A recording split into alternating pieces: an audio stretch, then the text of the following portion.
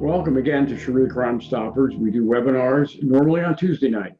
This is our first Thursday night webinar, and the reason we're doing it is we have a special opportunity with a very special person. That person is Dr. Mark Christian, and we're going to eavesdrop on his monthly meeting in Omaha, Nebraska, of his group, which is called Global Faith Institute, so that you can hear what the people in Nebraska hear once a month. The reason you want to hear from Dr. Mark Christian is he was born in Egypt, grew up and became an imam, and for multiple years was an imam, in fact, the son of an imam. However, he found Jesus Christ and converted to Christianity, and has now moved out to Nebraska. So what an interesting person with a very interesting perspective on the world. And we wanted you to get to know Dr. Mark Christian, so we're going to go out to our film crew and audio crew in Omaha, Nebraska, and let you eavesdrop on the Global Faith Institute meeting that's taking place right now. Good afternoon, everybody. Thank you for coming today. And today is really a special day because we're going to start broadcasting and we get some questions from national audience and so forth. And I appreciate all of you coming today. Can you hear me okay? Yeah. Can you hear me okay? So we're going to get started, and you know, we are serving ham today. That's a proof of my Christian faith right there, right?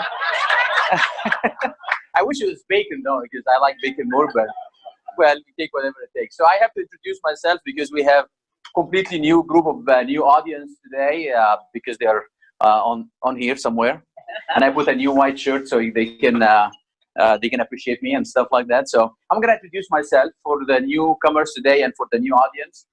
My name is Mark Christian. This is not the name I was born with. I was born Muhammad Abdullah, which means Muhammad, the prophet of Islam, or the sole prophet of Islam. And my last name Abdullah was translates into the slave of Allah. I grew up in Cairo, Egypt.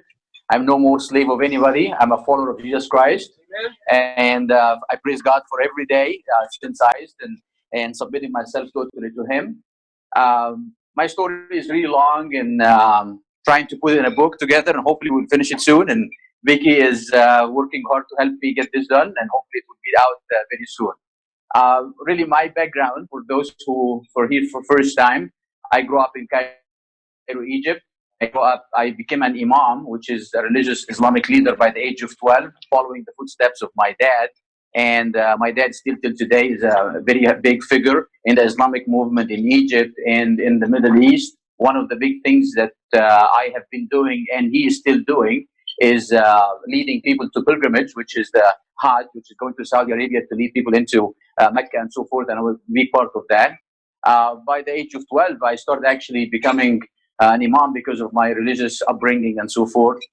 When I was in my first year in medical school in Egypt, God provided me, the real God provided me with an opportunity of a gap year that I take advantage of it. Here you go, the bacon is coming.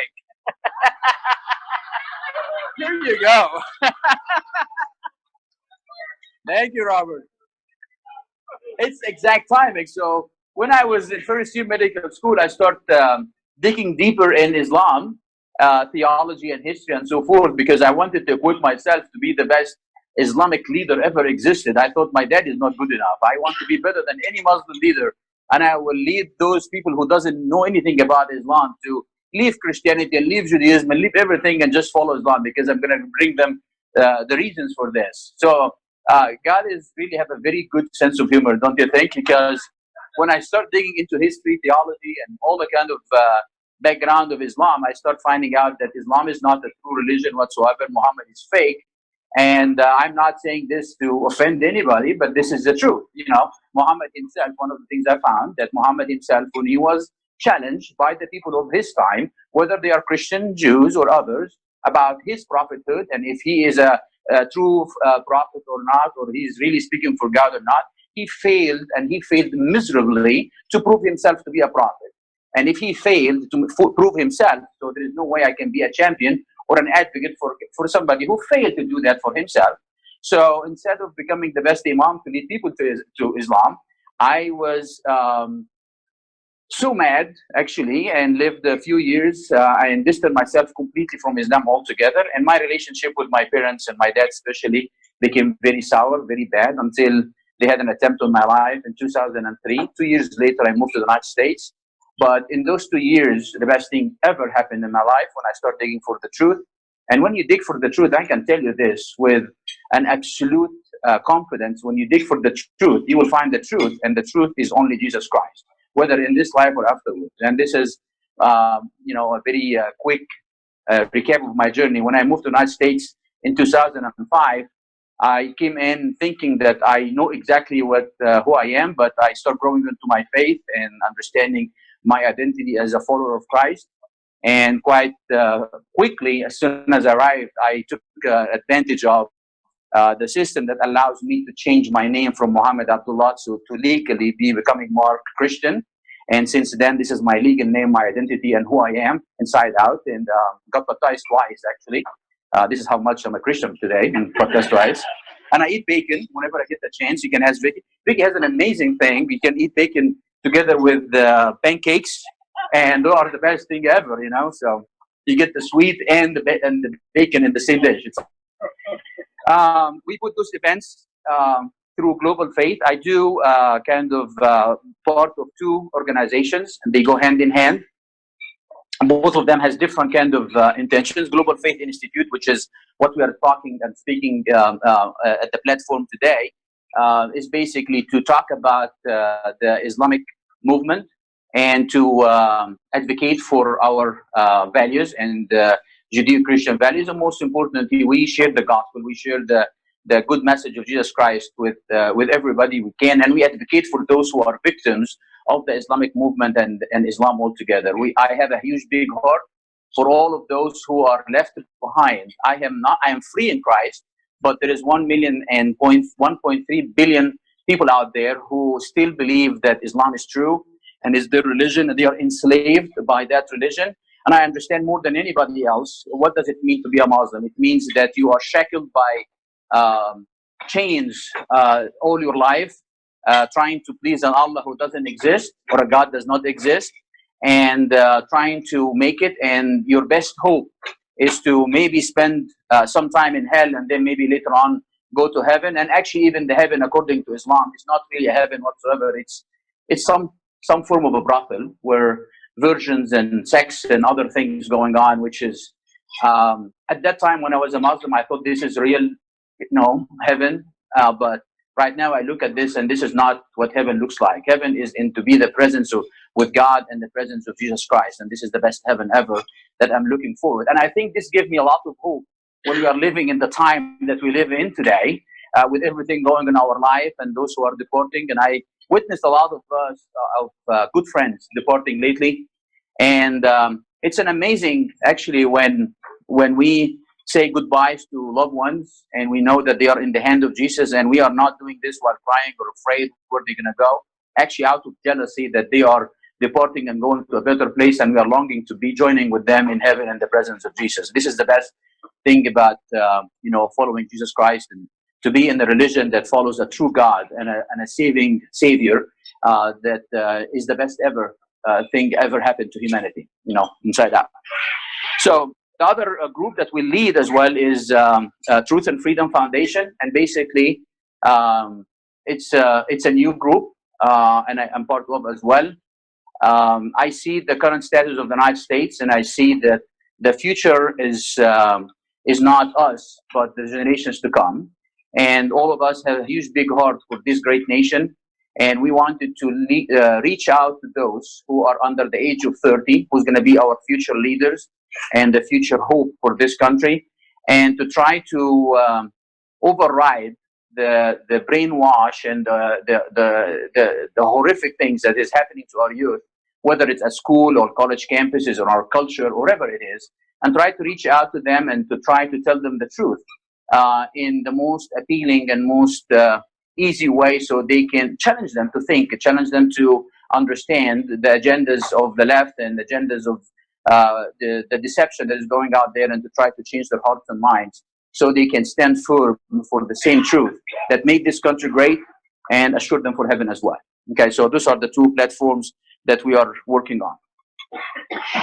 We put those events once a month, and We are not going to meet again in December because of the amazing Christmas celebrating Jesus Christ. And also we having Thanksgiving upcoming. So we have today out of schedule a little bit, but I'm glad all of you show up today and thank you for doing this. And usually we get together to talk about the current events and discuss them together and see what's going on and so forth. Because it seems like the media is kind of very consumed by very important stuff. Started by Stormy Daniels, and right now it is Ukraine and other things. But I assure you there is other things happening in the world that needs our attention and to understand what's going on and so forth. So we talk about what the media is talking about for a little bit, and also talk about other events as well, and we can open for discussion and take questions and so forth. So today I want to talk about few things. Number one, I want to touch on the impeachment and what's going on. And I like to voice my opinion if you know me. If you don't, embrace for it. And the other thing I'm going to talk about today is Saudi Arabia and the biggest company ever that is going to go into the market. Actually, it's in the market right now. I want to talk about Israel and what happened to Netanyahu just today. And I have talked about the deal of the century for quite some time, and I have very strong views about it, and I share with you details of it for those who have been here multiple times. And also we're going to talk about, Hillary Clinton and Obama and what they have been doing to elect and do exactly what we are trying to do with the Truth of Freedom, but the exact opposite. And they are very successful and so forth, and we have to know what they are trying to do. They have very devious kind of plans, and we need to be aware of it, okay? So, starting by the impeachment, how many of you are watching the impeachment on a regular basis? Good for you. Yeah, it's very sad actually to see what's happening. It is very, very stressful in multiple ways. The deception and the lies are beyond anything. And let me ask you this. How many of you think if we got the records of Mr. Obama, phone calls when he was dealing with Benghazi, for example, that we will find multiple impeachment and maybe imprisoning for, how many you think if you got the phone records for him during the Arab Spring and his phone calls with Mubarak and other places, he's going to be in jail today? How many of you think that if we have the phone records and the conversations while we are going through Iran deal, for example, how many of you think he's going to be in jail for all of that stuff? Well, it seems like there is a group of people that think that Trump does not, I think Nancy Pelosi, when she said Trump is an imposter, it actually summarizes the way that they think. And not only how she thinks, it's actually the whole DC kind of, not deep state, but the whole state. They look at Trump that he's an imposter, he's not a legitimate president whatsoever, that the 66 million people who voted him in are just the deplorables that do not deserve even to vote and should not have voted altogether, and that he is not supposed to be respected. He has no right whatsoever to voice his opinion, whether on the media or on Twitter or anywhere else. Whether you agree with this, statements that he makes or not, he has a right to do it because we live in America, And he has no right in their opinion as well that he should make any policy whatsoever, whether it's in Ukraine or other place else. And in their opinion, he does not deserve to push his, and they look at him like a very small guy that he doesn't even deserve to voice his opinion whatsoever. You look at Ukraine, for example, that there is some rumors, at least, he thinks that there is some meddling from Russia, but a little bit of Ukraine, a little bit. And if he wants to say, let me investigate this, and say, just sit on the side. We don't care about what you think. We think that Ukraine has nothing to do with the election. Why? Because it's not part of, what we think and believe. Why? There is any investigation into this? No, there is none. But we decided that is not. He does not have a right whatsoever. But actually, if you look at the impeachment and why it's going on, there is more sinister into it more than what you see outside. The reason that they are putting in right now, they are not dumb people, by the way. The devil is not an idiot. The devil, Satan, is a very smart creature, okay? I'm not calling Adam Schiff and Nancy Pelosi devils, but they are so close, okay? I'm just going to tell you that. The reality is Adam Schiff is a very smart man. If you cannot stand the guy, I cannot stand the guy whatsoever. But the guy is very smart. He got an amazing education. He's a graduate from an awesome school, law school, and he has been a prosecutor, and he prosecuted big cases before he was elected. I don't know how he was elected, but he was. When I look at the guy, he looks very weird, but he's a smart guy, and he knows what he's talking about. Okay, and he knows how to twist words and so forth. Nancy Pelosi, I feel sorry for her. If she's a family member, I would actually tell her, you need to stay home because you are shaking like crazy and you're acting like crazy and so forth. But it's not for me to say that, but we have to deal with her anyway. But at the end of the day, those guys are not idiots. They are doing this for a reason. And if you are doubting what the reason is, you need to look at the platform for the Democratic Party, and you look at the debate that even was taking place yesterday. How many of you are able to watch the debate yesterday? You're watching everything. You're like me, dude. You're good. You should come and speak over here. Somebody has to take it for the team. And I always say that. I always say that somebody has to take it for the team. And I was trying to do that for quite some time. I watched all the debates. But yesterday, I'm sorry, I failed you because I couldn't take it that much, Really, I watched part of it, but it was too much to handle, But when you look at the platform and look what they are saying, you understand why they need the impeachment today and right now before the 22 election. They cannot debate Trump, his policies, his ideas on stage. They cannot do that. They cannot put their ideas and their platform against Trump in the real debate. So what they are trying to do is trying to weaken Trump as much as they can and possibly humanly can to try to embarrass anybody who votes for him, whether by deception or by lies or whatever any means, and debate Trump against Trump in an impeachment process or whatever that process is, and call him names and call him all bunch of stuff. And the majority, all of you are educated, people online are educated and stuff like that, but not everybody out there has the time. And when you hear those big statements, he is doing things on his own and all that kind of stuff, people don't look at the substance. And they are trying to sway as much as people as they can out of voting for Trump. They know there's people who are not going to buy their baloney whatsoever, but they know that there is some people who says, I would rather go to work today and not vote on the day of the election. I just don't want to do it. And this is their hope. They want to minimize.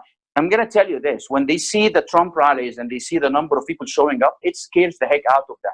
Because if you compare this to Bernie Sanders and how many people there, that's sad, right? I feel sad for them, but not really, And when Biden cannot even talk, and put two sentences together, this is the front runner, and sometimes he goes back and talk to the screen. Even me, I don't do that, That's big deal right there. The guy goes to the screen and doesn't know where the camera is. I know where it is. It's very easy right there, right?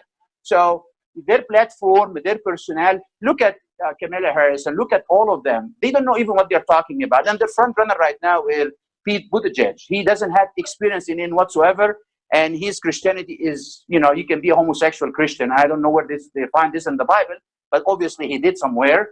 It's not the same Bible that I converted for, but, it's not the right people that can present America whatsoever. So the only choice that they have to debate Trump against Trump or Trump against the lies that they want to push against Trump so they can weaken him and discourage people for voting for him in the next 2020. So what is our job in dealing with this? We need to understand what's going on. We need to understand and not talk about emotions. They want to talk about emotions. They want to discourage us when we are talking about things. But, we have to be outsmarting them. We have to understand how to deal with all of this. And it is an obligation on all of us today that we have to understand what is really going on. Biden and what he did, and Hunter Biden, is a crime, is wrong, inside out. What they did to Trump in 2016, before the election and after the election and all the way to Bob Mueller, is a crime. And the man has the right to at least investigate this and to clear his name. Don't you think? And so he has the right to do that. He has the right to put the policies that he believes in. He has the right to not to give Ukraine $400 million without making sure that this money is at least matched by the European Union, or the European countries that benefiting the most from Ukraine being the front gate for between Europe and Russia. He has to do all of that stuff. He has the right to do policies. Obama did a lot of things that we do not agree with. He did a lot of things that lots of people in the world did not agree with, right? But even during Benghazi, and I myself, actually, I get to know what was going on in Benghazi in 6 hours as soon as it took place. I understood and learned about what Hillary was doing with it. I understand why she demolished the emails and all the track record for her disastrous policies in the Middle East and what she was trying to push with Gaddafi and the Middle East dictators and so forth. I know very well what she was doing with the Muslim Brotherhood and pushing them. Not only me, there's lots of people know about that stuff. And we voiced our opinion, we got in meetings, we prayed against their schemes, and people lost their lives and fought and all of that stuff. But we have never ever decided that we're going to destroy our constitution, destroy our right to elect the president or somebody else right to elect the president. We stayed quiet. No, we did not stay quiet. We voiced our opinion in the right channels as much as we can. And we never want to say, we're going to overthrow a president, elected president. We never did this. I wish we have done in multiple ways by going legally after Obama, but because we respected the country more than our opinion. We know that there is a God in control, that his schemes will be exposed one day, that he was going to fail. And I'm going to tell you what, all the successes of Trump today in the Middle East would not have ever happened without the failures of Obama. So I really believe in God that is an amazing, an unbelievable control over things. Even in the failures of our life, he's going to use that for somehow, some way, in a better way in the future. So, you know, Obama's failures was the platform that led Trump to succeed in the Middle East today. So bottom line is how to learn and what to do about the impeachment. We need to learn about what's going on. Our friend Richard Taylor, how many we have of those? I've got a bunch of copies. Okay. He put some kind of nice information about Mr. Hunter Biden, you know, so we can know what Hunter Biden has been doing. There are 4 pages with some good information about Mr. Hunter Biden and what he has been doing and his track record. And how many of you over here is lawyers? Anybody is lawyer over here? Lawyers, attorneys. You're an attorney. You know, if somebody is a lawyer and then all of a sudden we can leave them, and if somebody wants to get them, we can, you know, don't want to push them on anybody. But this information about Hunter Biden, the reason we have information about Hunter Biden, because you need to be equipped with the facts and the truth, so you can voice your opinion and talk about it in your you know, group of influence and so forth. One of the things about Hunter Biden, he's supposed to be a lawyer and a graduate and all that kind of stuff, but the guy has 2 DUIs in his record, and he has an unbelievable disasters in his record. Legally, the bar supposed to debar him and not to have his license to practice law anymore because of his crimes that he committed. And when they asked lately the Bar Association why never disbar him whatsoever, you know what the answer was? Because nobody ever reported that. Seriously. Okay. So what about reporting him right now? Well, we kind of close today. I don't know if you can take a complaint. The guy continue practicing law or having a license to practice illegally. He should not be even practicing law. And he is a disaster of a human being because of all the things that he have done. I wish he would turn his life around and do better things, but he was a disaster for his dad and for the United States of America and so forth. And the president of the United States of America, Donald Trump, has all the right to investigate his action and what he was doing in China, and you can hear about it over here, and Ukraine and other countries. It is his duty to do that. I think it is against his swearing into office not to investigate Biden and so forth. So what we can do about it, I think we need to equip ourselves with facts, with truth, and talk to people around us, and to let them know that what is the scheme that they are trying to do, and how can we actually stop them at their tracks. Because the Democrats knows very well that it's not going to pass in the Senate. As soon as they put him in the Senate and start, you know, investigating it, there's no way to indict him whatsoever and remove him from office. You know, look at what Clinton did. He lied, you know, and he was a criminal, and he was disbarred, and yet he was not indicted by the Senate. And what we are doing over here is not even close to anything that Clinton. There is no crime whatsoever. Actually, he has the right to do what he did. Okay, Trump has the right to do that. Okay, any questions about that so far, or can I move forward to the next step? I just saw where he fathered a child. And they had to go. Yeah, he fathered the child and refused to, yeah, we talk about Hunter Biden, so he fathered the child. This is the least of his problems, seriously. You know, there is an incident that he rented a car and it was full of drugs and he left it, you know, and had somebody to cover for him. And the Secret Service has to go and pick it up and cover his tracks. You have no idea what the stuff that this guy have done and how much he caused problems, actually. You need to look at his record and you will understand what kind of a human being we're dealing with. You know, there is lots of people who make bad choices. He had a bunch of bad choices and he should not be on, you know, he should be in a rehab or being in jail for the things that he have done. I can tell you that. Okay? Go ahead, sir. Mark, it's not only his right, it is his duty under the Constitution to not let money go to a corrupt government. This is what I was trying to say, but my English failed me a little bit. So the question about Trump has the right to investigate Biden and also to make sure that those $400 million going to a sound government, that they will do what they are supposed to do. We are sending them lethal weapons for $400 million and more to come. So we are not just sending them blankets like Obama did. So maybe you have blankets and go sell it for drugs. But if they are corrupt, then we are sending them lethal weapons and American weapons. Then we have the right to investigate what they're going. And you know what? Obama, by the way, stopped sending weapons to Egypt during Arab Spring because he was advocating for Morsi with the Muslim Brotherhood guy. Let's investigate that today. What about that? You know, is that's, you know, this is advocating for getting a Muslim Brotherhood guy out of jail because the people of Egypt did not like him. Let's investigate that. Now, what do you think? You know, so any more questions?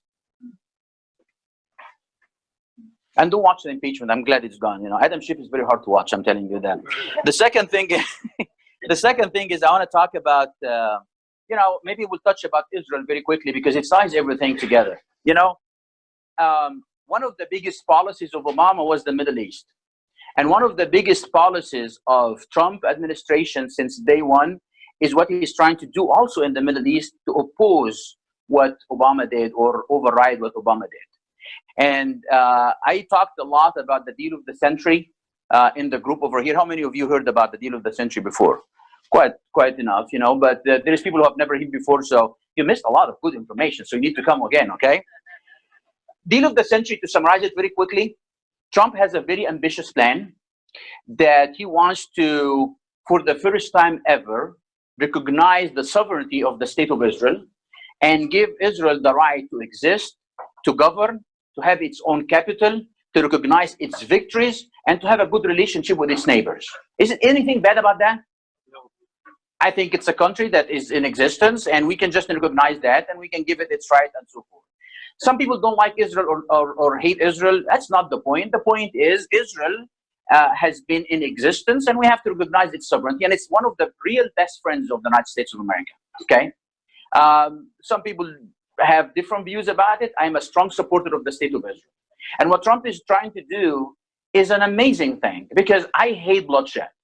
You know, I hate the bloodshed even within the Palestinians. I hate the blood, even though the Palestinian word is kind of debatable. What is the Palestinian? Because most of them are Egyptians. Maybe this is why I don't want them to be killed anyway, you know, because there is no such a thing as Palestinians, actually, okay? I hate bloodshed in general, in both sides. And what Trump is trying to do is an amazing thing.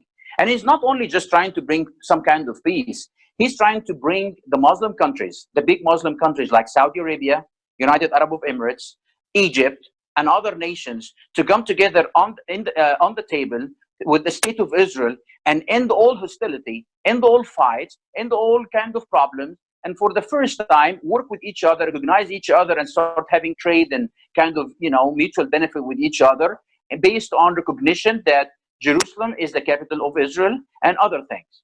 Well, the Arabs, you know, they are trying to do different things and so forth, but today is an amazing opportunity, like I talked before. Obama did an unbelievable destruction in the Middle East, that most of the leaders were ready for a new leader, a new direction, that they are willing to follow along and to follow for that peace, you know, deal that Trump is trying to push. Basically, he's going to get all the Muslim countries that I talked about with the state of Israel and work together in a way. But you know what? this kind of an ambitious plan, the Muslim Brotherhood hates, the Islamist hates, and many other people actually on the left hates. And if you underestimate the Muslim Brotherhood and their agenda, you need to educate yourself about their history. The Muslim Brotherhood, 20 years after its inception, 20 years only after inception as an organization started in Egypt, were able to work with Hitler at some point in time. And when Hitler failed, thank God, they were able to change sides very quickly and work with England. And they actually lured England to fight along their side during the 1948 war that many people don't even know that fact. So this is an organization that knows how to work with superpowers. They understand how to influence others. And they find the United States an amazing opportunity for their devious agenda, okay? And they know exactly which side they need to work with. And the Democratic Party find them a good ally as well. They have been working with each other for quite some time right now. And if you don't know all of that stuff, you need to, it's not about Obama's problem, it's not Hillary's problem. It is actually the whole Democratic platform problem at this point in time. The Muslim Brotherhood and the left has an alliance that is so deep and so strong and so devious that it is unbelievable if you understand their native and what they are trying to do, narrative and what they are trying to do. And the Muslim Brotherhood, one of the biggest organizations that hate what this Trump is trying to do in Israel, in the Middle East right now. And part of it is what is happening to Netanyahu and what's happening to Trump. It's the same exact thing. They cannot take him out by votes. They cannot take him out by the will of the people. So they decided to take him to the court, both of them, for fake trials, for bribes that never existed. And you know what happened to Netanyahu today? He's indicted. You know, they are indicting him on three or four charges. The first charge is that he was able to, while he was the Minister of Communication, that he was able to push some laws in their eyes, the left of Israel, because they are the same thing that's the left over here, that Netanyahu was able to give privilege to one company for $500 million. And what is the quid pro quo that he did? That he got some good press. So because he was able to give some privilege to one of the news outlets, and in return, he got some good coverage in that news outlet. This is why they have to take him out. This is his crime. Do you know that or not? He has 3 crimes, all of them. 2 of them that he gave privilege to some news outlets, and in return, he got some good coverage. That's all. That's all what his crime is. You know, the 3rd crime is he got some champagne and some cigars. So they're going to take the prime minister who have been elected in office, I don't know how many times at this point in time, because they're trying kind of doing an election every 2 months right now, and he got elected every time. Now they want to take him out because he got champagne and got some good press. That's why he's a criminal. And for Trump, because nobody can, you know, frame him in Russian hoax, now they're going to frame him with the Ukrainian hoax. And even though both sides understand that there was no money and there is no exchange and there was no anything withheld, well, they're going to push it anyway. Because the left hates this Israeli kind of deal of the century and many other agendas of Trump. And you know what? Why they have to push him out of office? Not because they hate him personally. You have to understand this. Trump was one of them or a friend of them when he was giving them money back in the day. They were so happy to go to Trump Tower or golf courses and all that kind of stuff when he was taking their money. But today he's pushing an agenda that if he was able or successful to push that agenda, they are not going to be able to undo those things. They are not going to be able to undo what he's going to do in the Middle East. They are not going to be able to undo what he's doing with immigration and so forth. And this is why they want to take him out as quickly, as forcibly as they can, and to stop him in his tracks and not to continue succeeding in what he's doing. I'm not over here trying to advocate for one thing or another, but you have to understand those agendas are pro-American agendas. I am pro-American, not pro-Trump. And if Trump is standing for the United States, I would stand with him. This is the whole idea. So now when you look at what they are trying to do in the Middle East is unbelievable, what they are doing to Trump to stop him from, you know, what's happening in Israel as well, okay? So to jump on Saudi Arabia, part of the deal of the century, if you know about Saudi Arabia, now I have to make a disclaimer over here to understand. I'm not a big advocate of Saudi Arabia whatsoever, okay? Saudi Arabia is a nation that is Islamic to the core. that was founded 100 years ago, a little bit over 100 years ago, on the premise that they are the champions of Islam. They started by a brotherhood of gang members like Saud and so forth, to push and govern by Islamic law, and this is their current law till today, Sharia law. And they are applying, they are not good friends of the United States of America whatsoever, but they have been pretending for quite some time to be, even from the day they were incepted. And you have to understand, Saudi Arabia exists today because of the United States of America, and was founded because of the United States of America. And they have always been able to deceive our leaders in one way or another to support them. In the very beginning, when they were in the time they're trying to start Saudi Arabia and build that kingdom, you know, at that time, there was a huge, big power fight in the Middle East between the United States and the British Empire, or the dying British Empire. And the Saudis reach out, you know, the King Saud, you know, the founder of Saudi Arabia, reach out to the United States of America, getting their support. And the United States found that when they build a line with Saudi Arabia, then America will have influence in the Middle East and so forth. Is it because of any alliance between the two? No. You know, and I always use this example. How many of you have kids over here? You know, some of you, right? How many of you have kids who came to you all of a sudden after being jerks for quite some time? And if you need something, okay, all of a sudden that jerk changes to a very nice person. And all of a sudden he wants to be very nice, sit with me and watch the game, and, you know, and cheer with me, and, you know, I like your ideas, Dad, you know, you're awesome, all of a sudden. And then as soon as he gets what he wants, he just say bye-bye, and then he goes back to who he is, right? Some of you can experience and testify to something like this happened in your life, or you know some kid did that, right? Not your kids, absolutely, right? So if you look at Saudi Arabia, they are kind of that kid. And many Muslims who come to the United States are acting in the same manner. They know that the United States is a superpower. They know that we can get things done, and we have an influence in the world. And they need a lot from the United States, and that including the current crown prince of Saudi Arabia.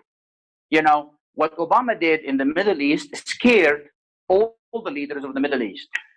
And specifically in Saudi Arabia, there was a change of power, decaying royal family, getting bigger and so forth. Another thing is, oil prices keep fluctuating, and Saudi Arabia did not invent anything. Let's be honest with each other. I'm not racist over here, but they never invented anything. They have never participated in any, building a new company that was able to have an influence in the world, but they have tons of money. And this money is coming from oil, basically, right? And the oil price is fluctuating. They don't know how long the oil will continue being, the commodity of the world.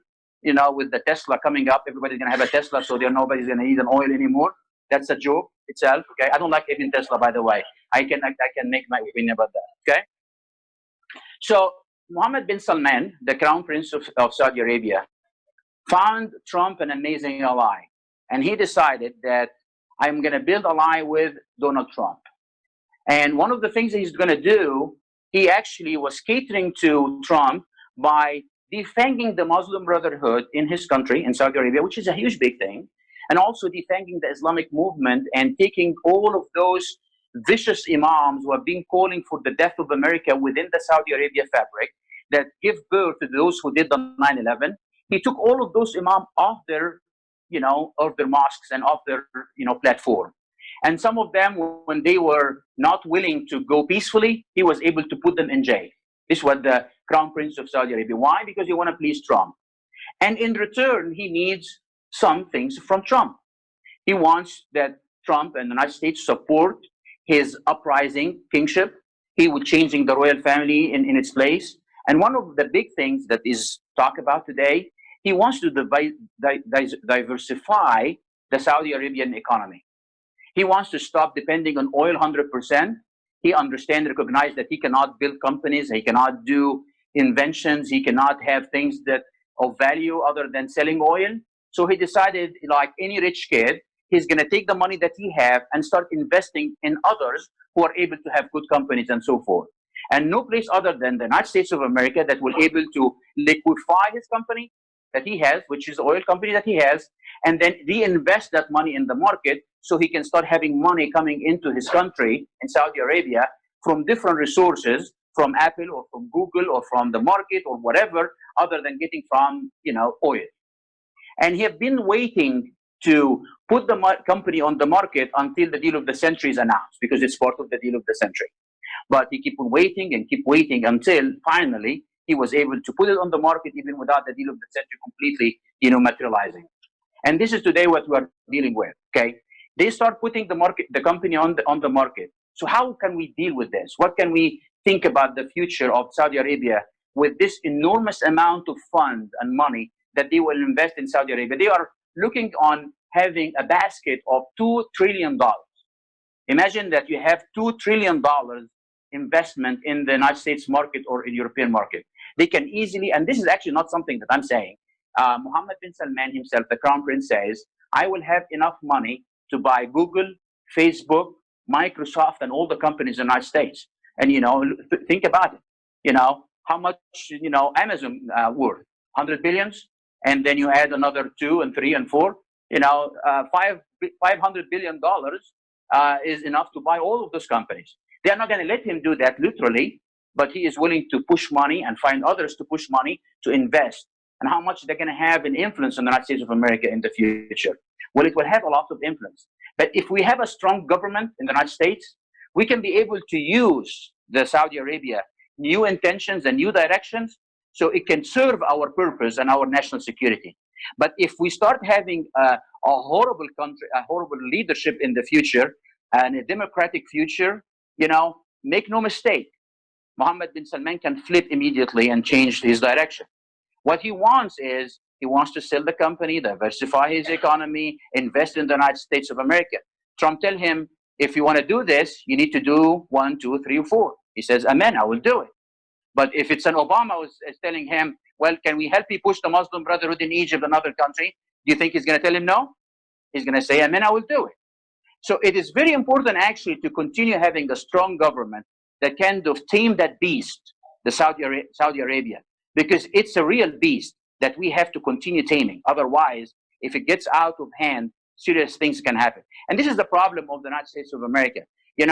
We do not follow through. We do not understand what's happening and the ramification of the future and so forth. And we change over here. And, think about it with the kind of kid, the kid example I gave you before.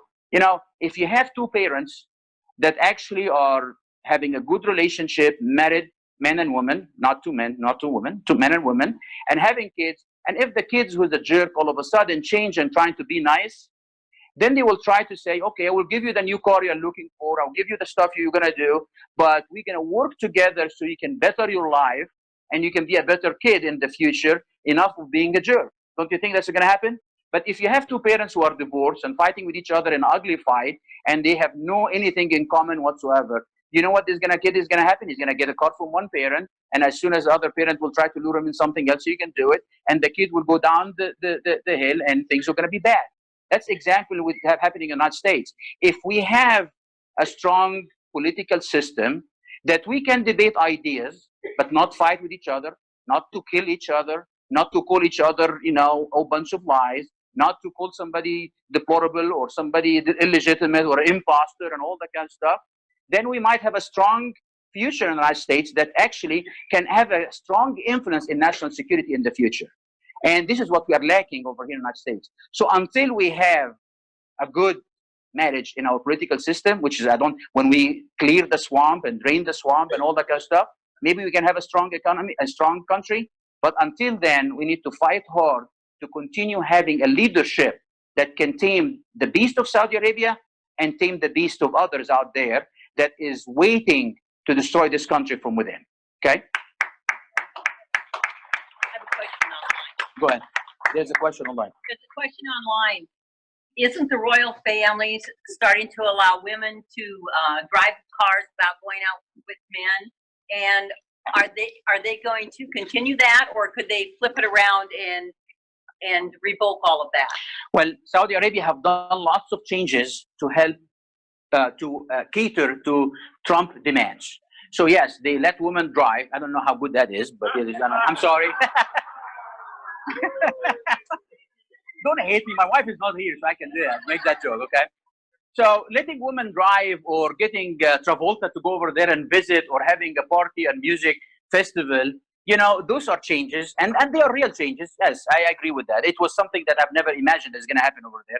And when I went, you know, I visit, as you know, I sneaked into Saudi Arabia, you know, in the last, holidays, Christmas, and I took videos because I couldn't imagine what I'm seeing. Okay, so things have changed dramatically over there, but again, it's a jerk who's trying to be nice. Can they flip back? What you know, they have done that before. 40 years ago, you have to remember this. This same country that we're talking about 40 years ago, after an incident that took place in 1979, and you will read this in my book, okay? Because I was in Saudi Arabia at that time, 79. I was a kid. I was not old, so I'm not that old, okay? 40 years ago, Saudi Arabia, until 1979, women were driving. They were actually inviting Elvis Presley to sing over there. And the same things that's happening today. But all of a sudden, they flipped 100% and they put this police on the streets and they put rules and regulations against women driving and all the things. So things can change very quickly, okay?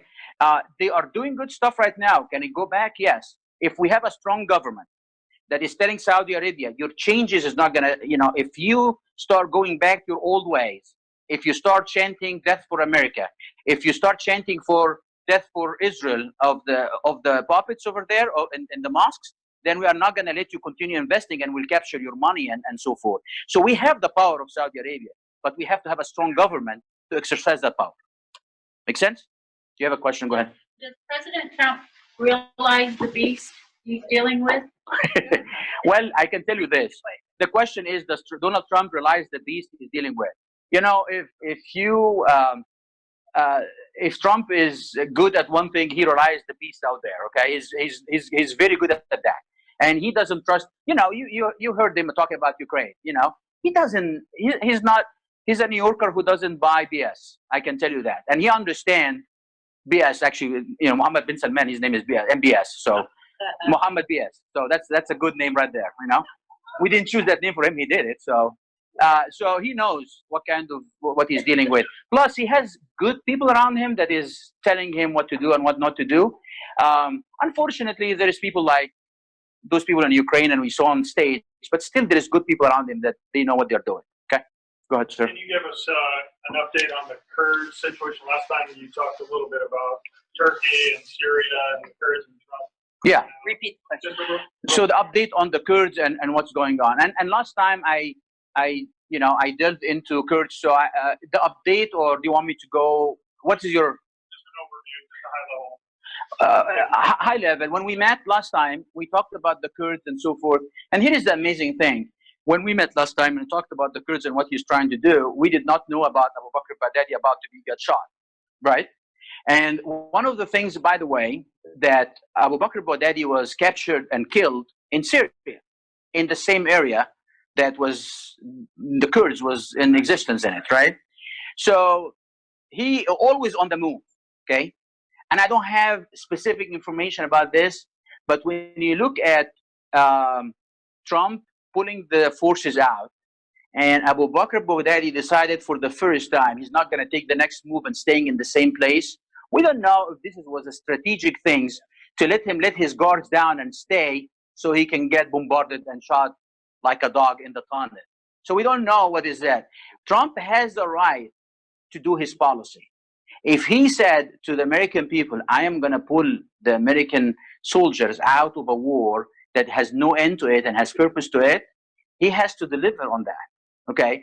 And I don't know how much pulling the soldiers out of Syria has to do with the killing of Abu Bakr Baghdadi or not, but it seems like it really helped and not harmed in any way. This is one thing. The second thing, he struck a deal with Erdogan, and you have to understand it. I talked about this before when he's dealing with Erdogan. I'm going to give you a background of this very quickly. So Turkey is an ally, is a NATO, but they have changed a lot since they became a NATO part of the NATO. Okay, at the time when they joined the NATO and the European, forces, they were not the Islamist country that they are right now, and Erdogan was not in power, but they became Islamist since then. So Erdogan is not the best ally of the United States of America, and he's looking for his own intention. He's looking for the Islamic agenda as well. Okay, But at the same time, they are allowed to buy weapons from the United States and so forth. And he has very strong, good relationship with Russia as well. Okay, here is what's happening that I want you to show you what kind of administration we have right now if you say recognize the beast. So during the Kurds things, and I'm sorry for diverting further, but I want to highlight this because it's important actually. During the negotiations, Trump was under lots of heat. And he wanted to make a deal with Erdogan as quickly as possible to save his political kind of stuff. And he doesn't care much, but he was trying to do that, right? The backdrop of this, before this by a few months, Erdogan made a deal with the United States of America to buy F-35s. Those are the best military fighter jets ever existed. Very expensive. Obama was holding them for quite some time. Trump was able to push the thing and putting for sale because it cost a lot of money to build those. And now Trump wants this money to start coming back, and he did an amazing deal to put them into production and to for sale. And the Russians hate this kind of weapon because they have no idea how it's operated. It is the top of the line. This is our force and power, our strong and long hand, okay? The Turkish government, Erdogan, made the deal to buy the F-35. The Russian went around and went to the Turkish and decided to sell them the S-400, which is the air defense missiles. Why they did this? Because when a country has missile defense like and has jets, they have to sync them together. And when they have to sync them together because they want to down their own planes, right? So we're syncing them together. The Russians somehow, some way will have access to the technology of the 35 from the back door of Turkey, right? And Trump said to Erdogan, good luck, buddy. You're going to get the S-400. You're not going to F-35. But I'm going to pay money. Keep it for yourself, even though he's the dealer that he is, right? So that has been going on for quite some time. He said, you're not going to get F-35 if you're going to get S-400 from the Russians. We are not going to let the Russians have an access to our fighter jets. This has been going for quite some time. You might think when the heat of the discussion about Erdogan and he sent him the letter, not be a fool, that Erdogan says, I will stop the war if you give me the planes, right? When Pence went there and Pompeo went there, he said, we're going to have a discussion, but do not bring the F-35 or the 400 into the equation. We are not weak. We are not going to deal out of weakness whatsoever. And Erdogan submitted to the demands of Trump and did not talk about the F-35 or the S-400, okay? And then when Erdogan came to the White House and he tried to bring this again, he told him, talk to the generals. And he did not let him do this again. And until yesterday, he did not give F-35 to Erdogan. He knows the beast when he's dealing with him. He's not going to make a deal with the devil whatsoever. He's not going to let the Russians have access to our weapons, even if it was for his political gain. You might think, if he has said, to Erdogan, hey, I will give you with the F-35, I will turn the other side, and he will turning the American technology and the military force away, he would get a better deal from Erdogan. He refused to do this until today, until this moment that we are in. This is the kind of administration you have. Okay, this is how he's protecting us, and he's dealing with the general. There is lots of horrible people out there that are doing stuff, but he's doing the right thing. Okay, going back to the Kurds, right now things are subsiding very quickly, and things are changing. Trump was able to. Here is the thing that we need to understand. One of the things, the Kurds are using the Christians as a pawn. So they are trying to use the. Many people out there think that the Kurds are Christians, and I talked about that. They are not. Majority of them are Muslims, Sunni Muslims actually. There is a group of them are Shia, and there is a very few Christians out there. And the Christians has been used captives because they are using them as a pressure point against the church and the Christians in the West and so forth. It's one thing. And Trump told Erdogan, the Christians, if they got harmed, if they get used as a target for use to bring shame, you are going to pay for that. You have a question? I have two questions. But I need to finish this very quickly, okay? For a second. So he told them very clearly that you are not going to touch the Christians and use them as a pawn. The second thing is, there is ISIS captures over there. That's true. And they tried to release some of them. But you have to understand this. All of those ISIS fighters that have been captured, who captured them? The United States. We put them in jail by the hands of the United States soldiers. And all of them has been processed for DNA, for fingerprinting, for everything. They have no way to come to the United States whatsoever except our a broken border if we have. They cannot come to the United States in any legal way whatsoever. This is one thing. Even if they come from Europe, they cannot come. And this is highlights more than ever how much we need to have a strong borders. Okay. The other thing is what Erdogan did part of the deal. The United States will continue asking the European countries, hey, can you take the ISIS fighters back and so forth? And they never abided, right? So all of a sudden right now, Erdogan is actually putting them on planes and sending them to their countries, whether you like it or not.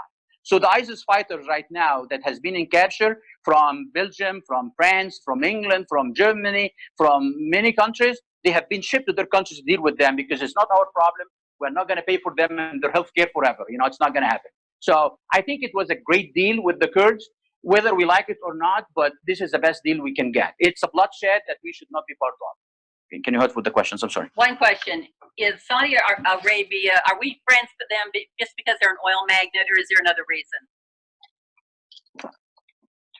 Saudi Arabia is a very strategic player in the Middle East. And the best thing is to make friends with them, but always to have them under our control. So they are not, well, we have right now independence of oil. So the question is, are we friends with them with oil? No, it's not. That's not the case. Strategically and many other other ways that we need to have a good relationship with Saudi Arabia. Okay. But we have to understand they will never ever be our true friends. Yeah. They are not Israel, and they will never be. Yeah. Okay. Another question. Will Trump survive the impeachment? Is it a military as well as a leftist coup? Can you say the question? Is this military as well as a leftist coup, this impeachment? No, this is not a military coup whatsoever. The military is in support of Donald Trump. Do not be deceived by the guy coming into the impeachment hearing in his uniform. That this means that the military is in coup. That's not true whatsoever. The fact of the matter is, it is the left coup, and yes, he will survive, but he will be able to survive. Number one is Trump is not my savior. Jesus is. Okay, and God will save this country no matter what. We need to do our part and to be obedient. God is full in control of this country and so forth. I'm not over here to say Trump is a savior whatsoever. Okay, we have to fight for our rights and for a strong government, and for a government that stands for the United States of America and not with the alliance with the Muslim Brotherhood and others who are going to destroy the Christian rights and so forth. Look at the things that he has been doing. Okay, I'm going to take the question in the back. Mark, in regards to whether it's a military coup or not, when the president does have the full power of pardon, he just pardons the military. Yeah, can he pardon himself or not? But one of the generals now says he's going to undo that. They have no power to undo the presidential power of pardon. Yeah. In a way, it is a military coup. What was the question? The question is it a military coup or not? Because some of generals say that they can undo the right for pardoning. Is that your question? Yeah. Undo what Trump did with the pardon. I'm going to tell you something, okay. Within the military, and I have very good relationship with some people who knows the military inside out and what's going on it, and they were in despair of what was going on during Obama administration, and they are happy what's going on right now. There is lots of retired military leaders that they are so much angry against what is going on because they lost their jobs and they lost their influence and lost their, many things that they have lost because Trump agenda is not about diversity in the military, about a strong military, okay? And so those generals they're talking about, either they are on their way out or they already been out. But the real leaders of the military is in complete support of the president, and there is no military coup in the United States of America. This is another law that they are pushing, and do not be deceived about it. I can take your question. I think that's all the time we have for questions right now. We have to cut this off. We'll be continue here after we're done here. But one of the things I want to say to the audience out there and to you all here, Dr. Christian has given up his country, his family, and his fortune. And he's here in America, loving Jesus Christ and loving our country. And he's dedicating 24/7 to fighting this battle for all of us. And he's had opportunities. He got a call from the White House last week to come and visit. And because financially we are totally self-funded, we can't afford to do a lot of the things that we would like to do. So we count on you guys, and you guys have been fabulous.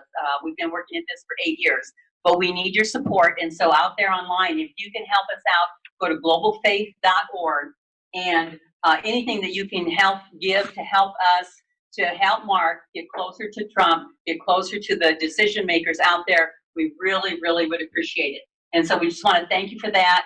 We'll go online and answer any other questions that you have, and we'll look forward to seeing you next month. So thank you. Thank you. Thank you. Thank you very much. Do you mind if we stay for 5 more minutes, so we can take questions? Go ahead. Oh, wait. No, go ahead. Go ahead. Well, question I have in regards to, how you mentioned Saudi Arabia, Israel, is you see the influence now within our college campuses and even some of our progressive churches and with a lot of our youth. They're influencing them to change how we feel about Israel, and they're starting to make them be pro-Palestinian. Mm-hmm. They are not started, they have been. I mean, they've been doing I'm going to tell you something about it. So go ahead. The concern is even within our own churches, that's starting to happen, where a lot of the millennials and the younger people, how they're going into pro-socialism, pro-communism, versus capitalism. But I'm saying the same thing is starting to happen within. Absolutely. I the left is trying to. So the question about the influence in the church and college campus. I have been talking about the influence of the left in our college, our churches and religious institutions, and I have a long presentation online called "Beheading the Church." They are trying to move Jesus Christ out of the church and put yoga and other things and interfaith and so forth. And I would encourage you as a pastor, please, Google that and watch it. It's long, it's like hour and a half, but it's really good information. I work hard to put it together to make it easy as much as I can. Of the lack of Christian faith and strong, presence over there, more than ever. So I am so mad about what's happening on church campuses. After 2 months trying to find, they put lots of rules and regulations, but I finally met with the only minister on college campus that he told me that Crew and Campus Crusade and other organizations are not allowed over there, and that he's the only one who's allowed because he has strong relationship with the president and also has relationship that he is affiliated with the church, and he's not allowed to reach out to any student. The only thing that he's allowed to put a T-shirt and he put his organization on it. So I don't know even what that organization is. If the kids saw this, you have to Google it and find what they are. They are not allowed Christian. But the Muslim Brotherhood you're talking about, MSA, is vibrant over there. They are from day one. They are talking about buses take people to mosques, to Uber to help each other, to put meetings and so forth. Talking about anti-Israel stuff and anti-United States stuff. They are allowed to do all of that stuff. Muslim Brotherhood, progressive, left, they're allowed to talk about conservative issues, talk about Christianity. You are not allowed whatsoever. It is horrific on college campus, and we have to do something about it. Okay. Dr. Mark? They're still on? Okay. Any more questions I can take? Oh, no. Go ahead. What is George Soros's part of the United States? This is one thing I was going to talk about very quickly, actually. So the question is about George Soros and the money. I want to tell you something even bigger than George Soros, which is what he's trying to fund. The left is very well organized and working with each other. So I'm going to tell you about a couple of organizations. Onward Together, or Run for Something. Please can Google those and look at what they are trying to do. So Hillary Clinton, as soon as she lost the election, in the day of the inauguration, she started those two organizations, and they're funded helped by Obama and helped by Soros and other money coming in as well. She transferred all the money in her campaign into those organizations. What they're trying to do is run for something. They are picking up those who are younger and they are professionals, transgender, homosexual, Muslims, very progressives, put them together in camps and summits and building relationship with each other so they can have each other back, and then pick some of them to run for office in the future. What happened in Virginia, you have heard about Virginia turning from Republican to Democrat? Most of the people who got elected is coming from the run for something movement of Hillary. They are very successful. In 2 years, they said they have 40% success, more than anybody else. What they're trying to do is So when they elect Muslims, when they elect transgender and homosexual and all that kind of stuff together, they prepare them to be in a brotherhood together, in a movement together.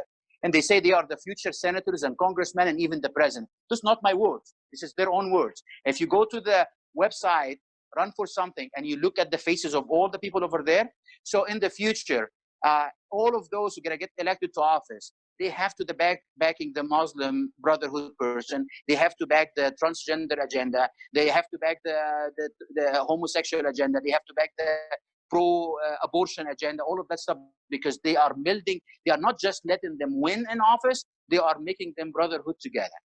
And who is funding all of that? Soros and the left. Unbelievable funding, unbelievable organization, and working very hard to get things done. We are dealing with 1,000 and 2,000. They are dealing with millions and millions to get the grassroots and taking the country in a different direction. I think this will end. But you know what? Here's the thing, okay? This is the last time we're going to meet this year, right? And we are approaching Thanksgiving, and we have lots to be thankful for. We have a nation that we can have this meeting and talk in. We have Second Amendment rights. We have lots of things that we have churches that you do not have to have a tattoo to go in, and we don't have security at the doors. You can walk in and you preach and you can talk about things. There's lots of pastors are not preaching the word. Lots of people are twisting things and making them clubs. But still, we have places that we can worship the God that we believe in. And we have an administration that is fighting hard and got turn things around. And you have to agree with this. This was a miracle that took place in 2016 with all the scheming and the money that they have. Okay. So, and we're approaching Christmas, so we can celebrate Jesus Christ, the reason for our salvation and the reason for this nation. Our freedom is coming from America, okay? So I want to thank all of you for coming. Let us be thanking, let us be celebrating, and let's get together in January in a new renewal and new happiness, and we're going to start fighting and continue educating each other and having each other back. And please come again next time in January, okay? Thank you.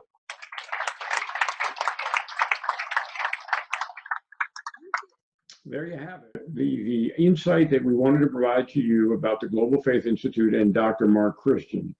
I think you can tell that this is a very special opportunity for us to hear from a Middle East person who grew up in the middle of and around the Muslim Brotherhood and has a very, very special insight now that he's a Christian living in America, running an organization of people who come to him to interpret world events with his Middle East update. We think this is so important that we're very happy to say that starting in January, on the third Thursday of every month, we will bring you live from Omaha, Nebraska, the meeting of the Global Faith Institute with Dr. Mark Christian. So mark your calendars, third Thursday, starting in January. Thank you very much. Good night.